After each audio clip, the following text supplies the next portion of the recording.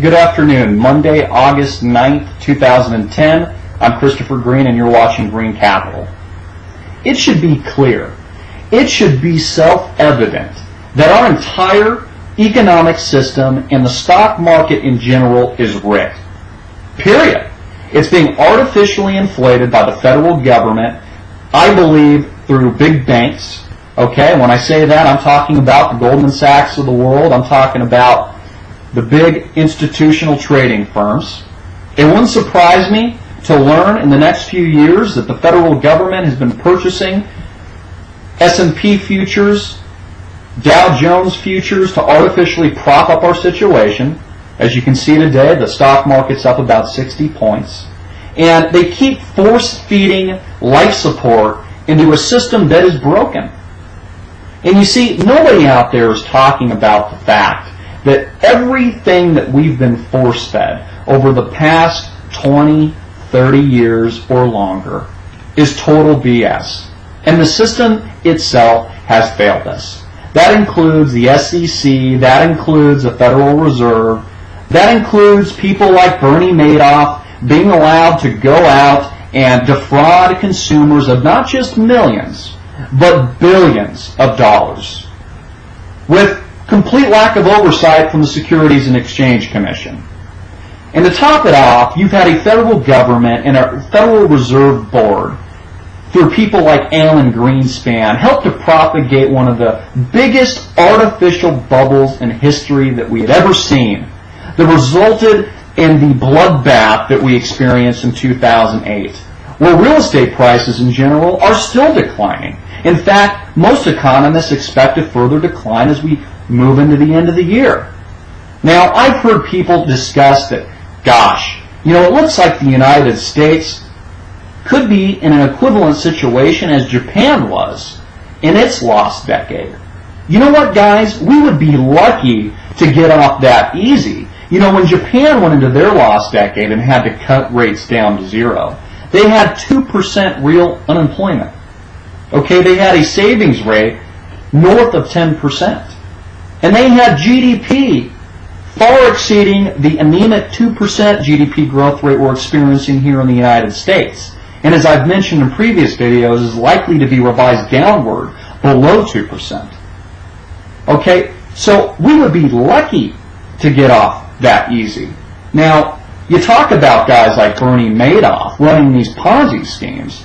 God, why don't we point the finger at the biggest Ponzi scheme in existence today, which is the United States of America in general. It's our economic policy. It's the fact that we've allowed career politicians, that we've allowed uber-wealthy businessmen with golden parachutes to bring this country to its knees, while they make a cheerful exit with $40, $50 million like the Hewlett-Packard CEO did today without any repercussions.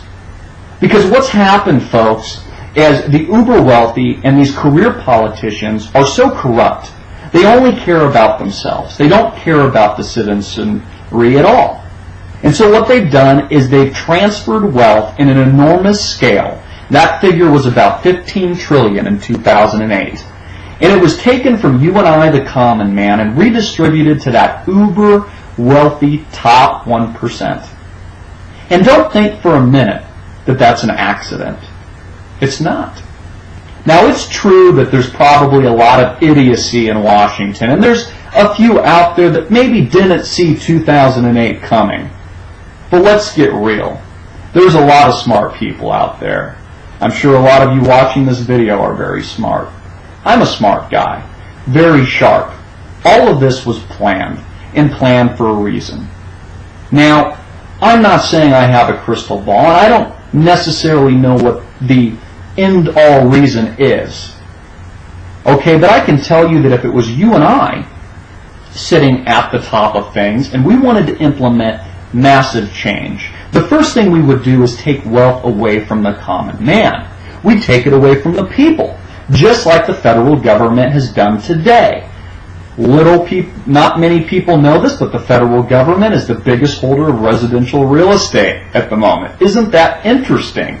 Our federal government, indirectly through the big banks that they just bailed out, own the majority of the real estate in this country. Real estate equals wealth. And in addition to that, the banksters, as I like to call them, and I've heard others call them, they're bigger than they were before. In fact, the top major banks in this country used to have about, I think, 30 to 40% market share, of all consumer deposits. They now have north of 60%. So things have gotten bigger.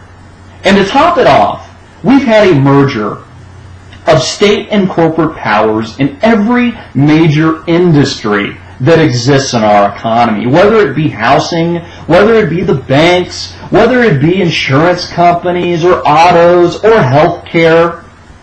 This isn't a capitalist society anymore. No, this is a society run by frauds at the top that collude together for their own personal gain. It is so obvious.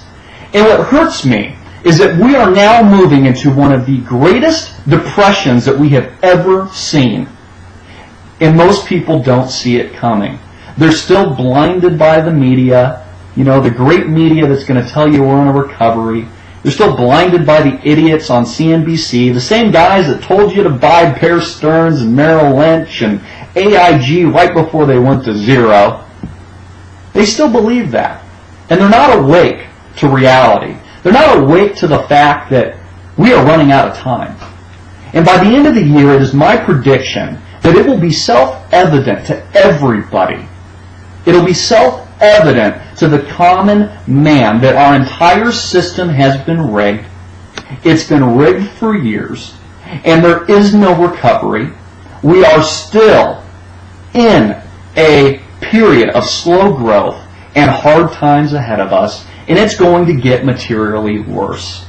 And that's the sad part, because many of those that are blinded to these events, that aren't preparing now, that aren't taking the necessary action to prepare themselves for what's to come, are going to be caught with their pants down just like they were in 2008. Now, I don't want that to happen to any of you. I want you to be prepared. I want you to see the light, so to speak, of what really is at hand right now. I want you to see not what you wish for, not what you hope for, but I want you to see reality. And I do think that some good things can come from this. That's all I have for today. Good luck, and until next time.